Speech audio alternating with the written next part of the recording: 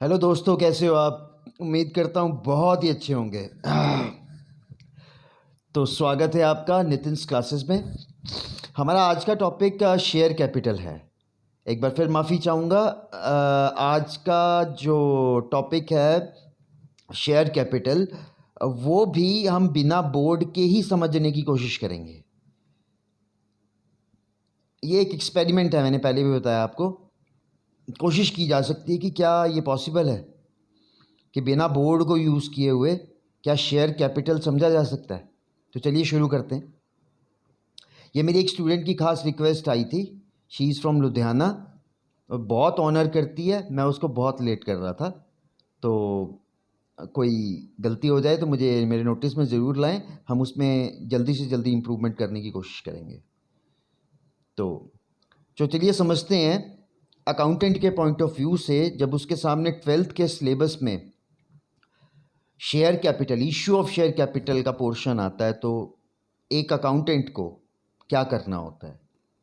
जैसे मेरे पहले लेक्चर्स में, और एक बार फिर मैं बोलना चाहूँगा, जब भी आप अकाउंटिंग करते हैं तो सबसे पहले आपको एक अजम्पशन अपने माइंड में हमेशा रखनी पड़ती है, और वो अजम्पशन है कि अब शेयर जो कैपिटल है, ये कंपनीज़ में ये टर्म यूज़ की जाती है। यानी सोल प्रोप्राइटरशिप और पार्टनरशिप में शेयर कैपिटल टर्म यूज़ नहीं होती, क्योंकि वो लोग शेयर्स इशू नहीं करते। शेयर्स हमेशा कंपनीज इशू करती हैं, तो इसलिए ये कंपनी की टर्म है। अब मैंने जैसे पहले बताया कि बेसिक अकाउंटिंग जो प्रोसेस है वो हमेशा सेम रहता है प्रॉफिट की कैलकुलेशन के लिए, है ना।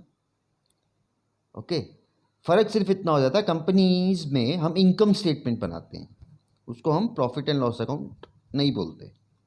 इट्स इनकम स्टेटमेंट, और ये वर्टिकल फॉर्म में होती है। इसको हम बाद में डिस्कस करेंगे, ये आपका अभी पार्ट नहीं है शेयर कैपिटल का। थोड़ा सा कनेक्ट करने के लिए मैं आपको बताने की कोशिश कर रहा था कि बेसिक प्रोसेस लगभग सेम रहता है।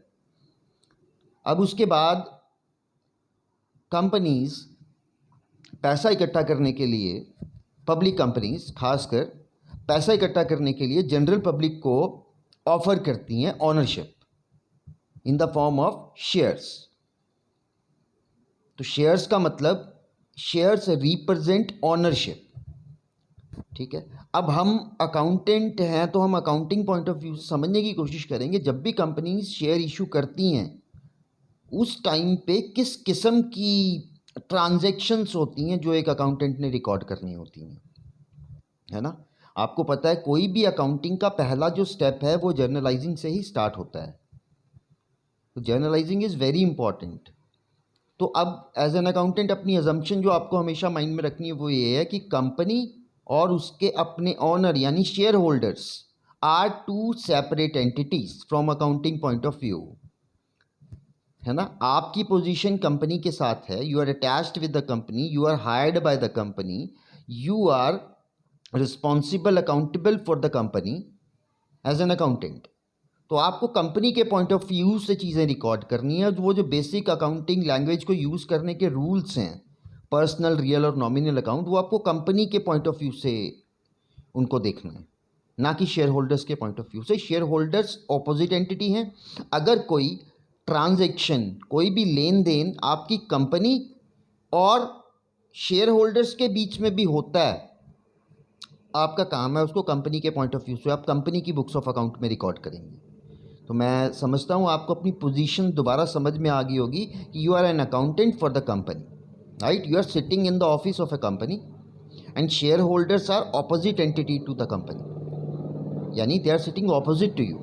अब होता क्या है, जब भी कंपनी शेयर्स इशू करती हैं, है ना, तो जनरली ये शेयर्स का पैसा कभी भी इकट्ठा नहीं मंगवाया जाता।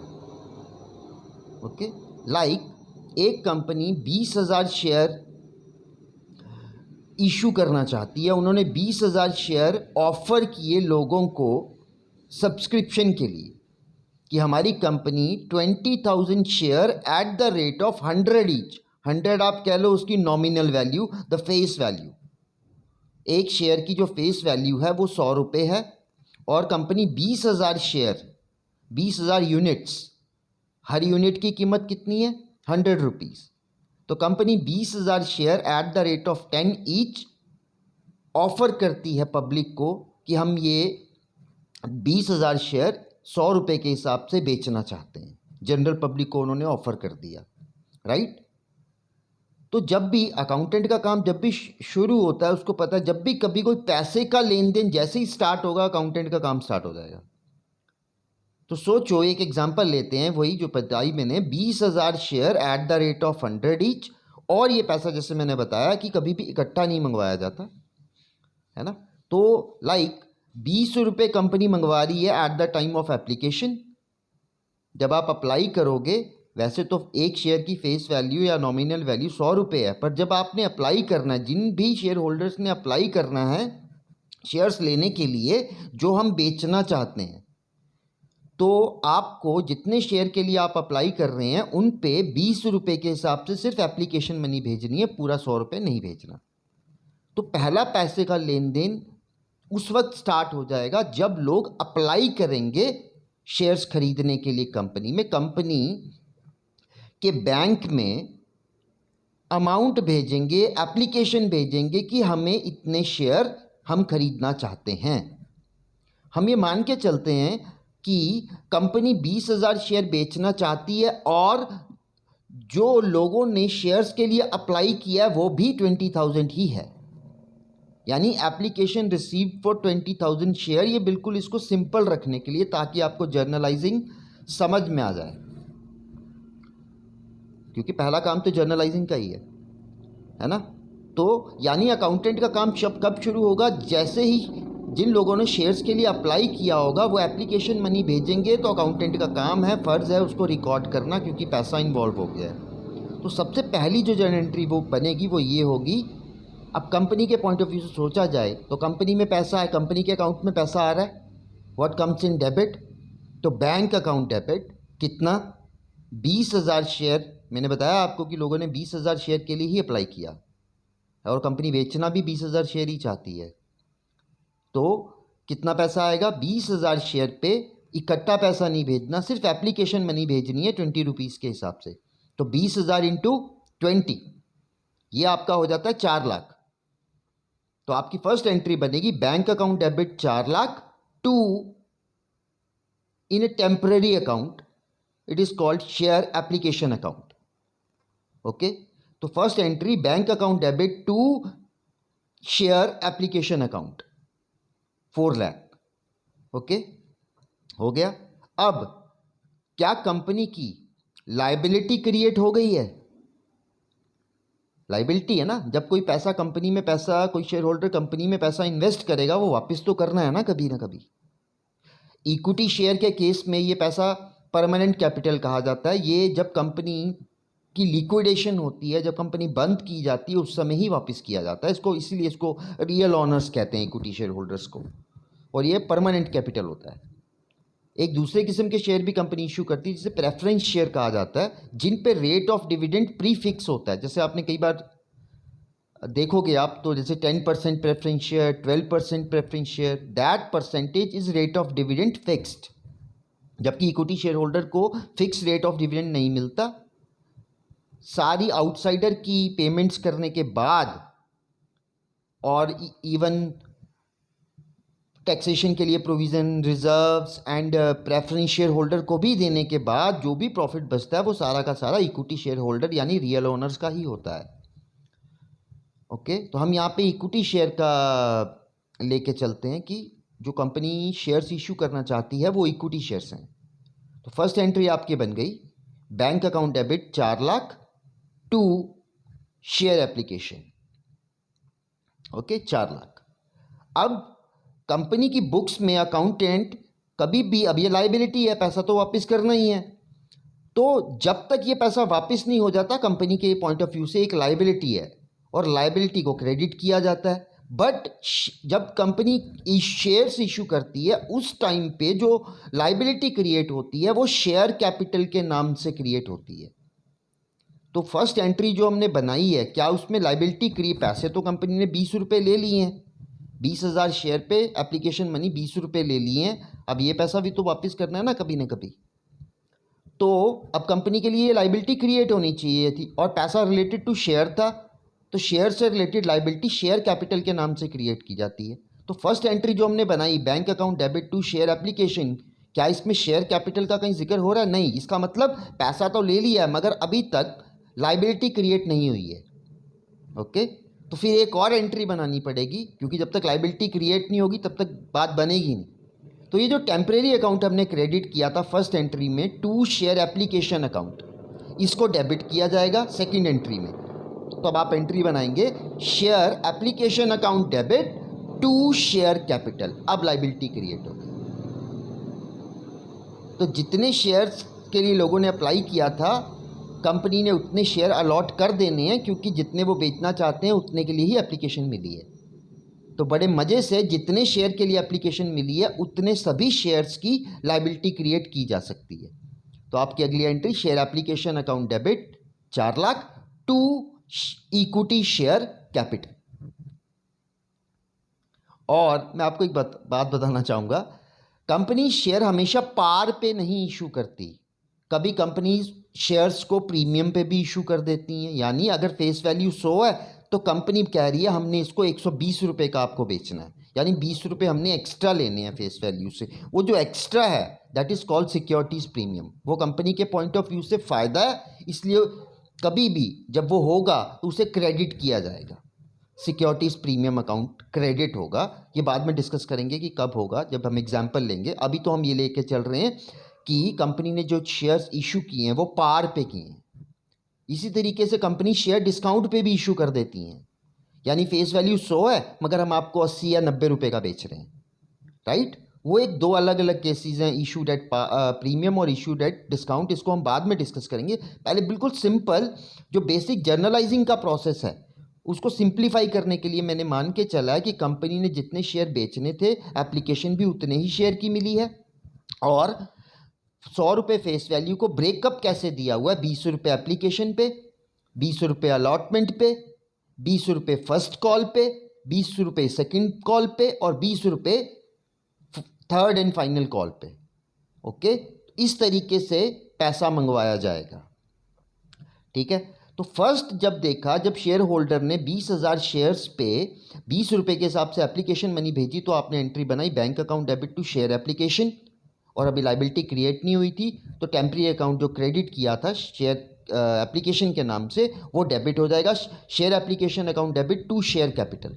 ओके, जब भी आपने लाइबिलिटी क्रिएट करनी है यानी टू शेयर कैपिटल करना है, तो एक बात का ध्यान रखना है, यहाँ पे हमेशा नंबर ऑफ शेयर अलॉटेड, जब भी लाइबिलिटी क्रिएट होगी वो हमेशा उतने ही शेयर की के हिसाब से क्रिएट होगी जितने शेयर कंपनी ने अलॉट भी किए हैं। तो यहाँ पे कंपनी जितने शेयर ऑफर किए थे उतने ही शेयर की एप्लीकेशन रिसीव हुई, तो कंपनी बिना किसी दिक्कत के सब शेयर होल्डर्स को शेयर अलॉट कर सकती है। इसलिए यहाँ पे लाइबिलिटी 20,000 शेयर पे ही क्रिएट होगी, इनटू कितने पैसे थे, 20 रुपये मिले हैं तो इनटू 20 यानी 4 लाख ही होगा। यहाँ पे मैं इतना स्ट्रेस इसलिए कर रहा हूँ क्योंकि प्रीमियम और डिस्काउंट का जब आप केस करेंगे वहाँ पे फर्स्ट पहली वाली, जैसे आपको प्रीमियम 120 रुपये, तो तब आप एंट्री अगर बनाते हो तो आप बोलोगे बैंक अकाउंट डेबिट 20,000 इंटू, अब अगर इसको इस तरीके से समझते हैं कि मान लेते हैं कि कंपनी ने सारा का सारा पैसा इकट्ठा मंगवाया, प्रीमियम और डिस्काउंट का केस स्पेसिफाई कर समझाने के लिए, तो कंपनी ने अगर 100 रुपये का शेयर 120 का बेचा और उनको बोला कि सारा पैसा एप्लीकेशन के टाइम भेज दो आप, बड़ा रेयर है, ले लेते हैं समझने के लिए कि प्रीमियम को हम कैसे डील करेंगे। तो आपका बैंक अकाउंट डेबिट हो जाएगा 20,000 इंटू 120 और शेयर एप्लीकेशन भी उतना ही, टू शेयर एप्लीकेशन 20,000 इंटू 120। अगली एंट्री में आपको पता है लाइबिलिटी क्रिएट नहीं हुई, पैसा तो ले लिया है, लाइबिलिटी तो क्रिएट करनी है। अब अगली एंट्री में आपने शेयर एप्लीकेशन अकाउंट डेबिट उतना ही 20,000 इंटू 120 टू शेयर कैपिटल। अब जब लाइबिलिटी क्रिएट करनी है तो मैंने बताया कंपनी ने उतने ही शेयर की करनी है जितने शेयर कंपनी ने अलॉट करने हैं, तो वो तो चलो मानो कि 20,000 शेयर ही कंपनी ने अलॉट करने थे और उतने के लिए एप्लीकेशन मिली है, तो 20,000 इंटू फेस वैल्यू। ओके, तो यहाँ पे 20,000 इंटू 120 नहीं होगा। जब शेयर कैपिटल के नाम से लाइबिलिटी क्रिएट होगी, बेशक बैंक में 120 रुपये मिले थे एप्लीकेशन के टाइम, बट जब लाइबिलिटी क्रिएट करेंगे तो हमेशा किसके हिसाब से क्रिएट होगी, फेस वैल्यू के हिसाब से। तो वहाँ पे आप एंट्री बनाएंगे शेयर एप्लीकेशन अकाउंट डेबिट, जितना भी अमाउंट बना होगा 20,000 into 120, 2,40,000, 20,000 into 120, yes it is 2,40,000। To share capital आप करेंगे 20,000 इंटू 100, क्योंकि फेस वैल्यू कितनी है 100 रुपये, 20 रुपये एक्स्ट्रा प्रीमियम के थे। तो टू शेयर कैपिटल हमेशा 20,000 इंटू 100 होगा, और टू सिक्योरिटीज प्रीमियम, ये 20 रुपये जो एक्स्ट्रा मिले हैं ये सिक्योरिटी प्रीमियम के मिले हैं, इसलिए 20,000 इंटू 20 सिक्योरिटीज प्रीमियम अकाउंट में जाएगा। ओके, उम्मीद करता हूँ आपको समझ में आ गया होगा। अब अगर डिस्काउंट को देखना हो, सपोज कंपनी 100 रुपये की फेस वैल्यू का शेयर 90 रुपये का बेचा है, उन्होंने उनको बोला भी लमसम दे दो, एप्लीकेशन के टाइम सारा पैसा भेज दो, बट 100 मत भेजो, 90 भेजो, हम डिस्काउंट आपको देना चाहते हैं, सस्ता बेचना चाहते हैं अपना शेयर। तो क्या एंट्री बनेगी, first bank account debit 20,000 into 90, to share application 20,000 into 90। अब अगली entry share application account debit उतना ही 20,000 into 90, but to share capital जब भी लाइबिलिटी क्रिएट होगी वो फेस वैल्यू से होगी, यानी 20,000 इंटू 100। और ये जो बीच का डिफरेंस है ये discount on issue of share के नाम से डेबिट हो जाएगा 20,000 इंटू 10। अब समझ में आ गया डिस्काउंट और प्रीमियम का, मैं उम्मीद करता हूँ आपको समझ में आ गया होगा। अगर आपको कोई डाउट होगा आप मुझे दोबारा बोलें, मैं और बेहतर तरीके से आपको समझाने की कोशिश करूँगा।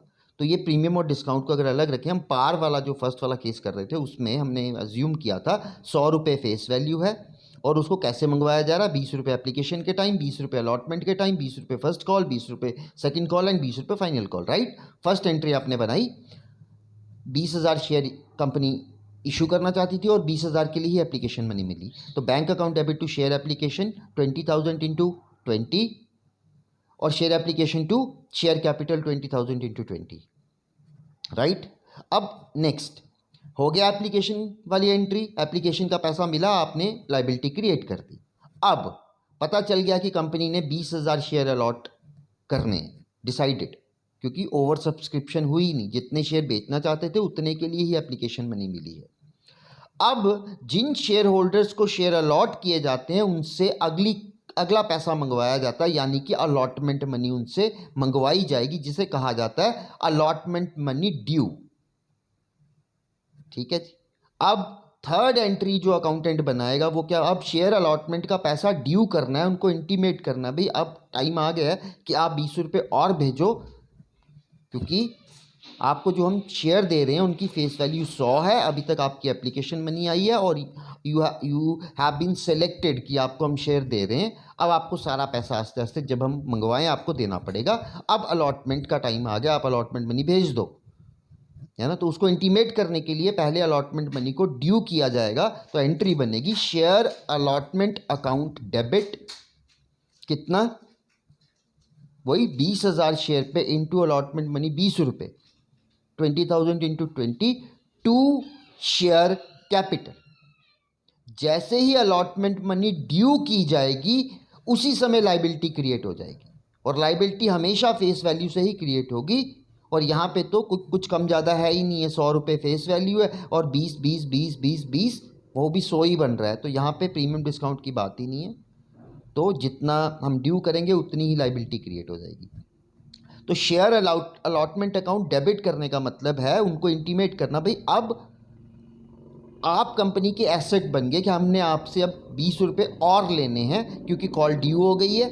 तो डेबिट एक रिप्रेजेंटेटिव पर्सनल अकाउंट है, शेयर अलॉटमेंट अकाउंट, वो रिप्रेजेंट कर रहा है भाई 20,000 शेयर से 20 रुपये के हिसाब से अलॉटमेंट मनी लेनी है। कंपनी के पॉइंट ऑफ व्यू से ये एसेट क्रिएट हो गया, भाई लेना है पैसा, और लाइबिलिटी साथ में क्रिएट होगी, वापस भी करना है, टू शेयर कैपिटल। ओके, क्या काम खत्म हो गया, उनको इंटीमेट कर दिया, यानी शेयर अलॉटमेंट ड्यू वाली एंट्री बना ली और लाइबिलिटी भी क्रिएट हो गई, बट अभी तक पैसा रिसीव नहीं हुआ। तो जब उनको इंटीमेशन मिलेगा, और उन्होंने तो अपने इंटरेस्ट से ही शेयर अप्लाई किए, डेफिनेटली अगर वो मना नहीं करते तो जनरली वो अलॉटमेंट मनी भेज देंगे। तो दोबारा अकाउंट बैंक में पैसा आएगा, अगली एंट्री फिर अकाउंटेंट बनाएगा बैंक अकाउंट डेबिट, कितना, 20,000 शेयर पे 20 रुपये और। तो बैंक अकाउंट डेबिट टू अब शेयर अलॉटमेंट जो डेबिट चल रहा था पहले जब ड्यू किया था, भाई आपसे पैसे लेने हैं, अब अगली एंट्री में पैसा मिल गया तो इसका मतलब वो एसेट नहीं रहा, क्योंकि शेयर अलॉटमेंट का पैसा मिल चुका है, अब वो अकाउंट क्लोज करना पड़ेगा। तो अब अगली एंट्री बनेगी bank account debit to share allotment account. मैं समझता हूँ आपको समझ में आ गया होगा। उसके बाद अब फर्स्ट कॉल ड्यू की जाएगी, तो ड्यू करने का वही एक तरीका है, दोबारा डेबिट करेंगे। अब भाई फर्स्ट कॉल ड्यू हो रही है तो share first call account debit 20,000 into 20 to share capital 20,000 into 20। Clear? First call due होगी, अब मिलेगी तो दोबारा बैंक में पैसा आएगा, बैंक अकाउंट डेबिट टू, अब शेयर फर्स्ट कॉल एसेट नहीं रहा, पहले जब तक मिला नहीं था एसेट था, भी आपसे पैसे लेने हैं, अब उन्होंने दे दिए तो bank account debit to share first call को क्रेडिट करके क्लोज कर दिया जाएगा। ओके, पैसा भी आ गया और लाइबिलिटी भी क्रिएट होगी शेयर कैपिटल के नाम से। अब सेकंड कॉल ड्यू की जाएगी, share second call account debit to share capital 20,000 into 20 due होगी। अब अगली रिसीव हो जाएगी, bank account debit to share second call close. इसी तरीके से share final call account debit to share capital 20,000 into 20 and bank account debit to share final call भी close कर दी जाएगी 20,000 इंटू 20।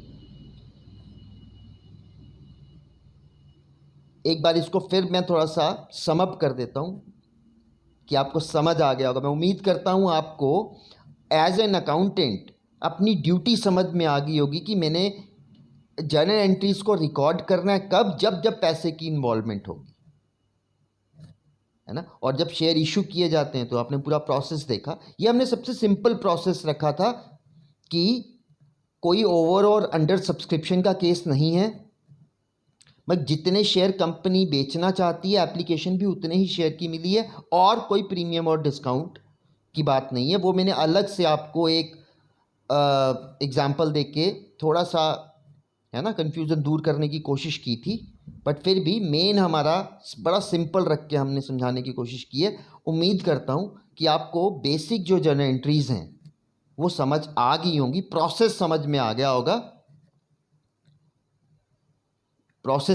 गया होगा, अगर इसमें कुछ भी आपको डाउट है तो आप पूछ सकते हैं, मुझे मौका दें, क्योंकि टारगेट एक ही है, 100 में से 100 नंबर लेने हैं 12th में। तो हो सकता है मुझ में भी कुछ कमियां हो, तो बिल्कुल अगर कुछ कमियां हैं जो आपको समझने में दिक्कत पैदा कर रही हैं तो आप मेरे नोटिस में ज़रूर लाए, हम जल्दी से जल्दी उन्हें दूर करने की कोशिश करेंगे। थैंक यू, उम्मीद करता हूँ आपको समझ आ गया होगा। Thank you.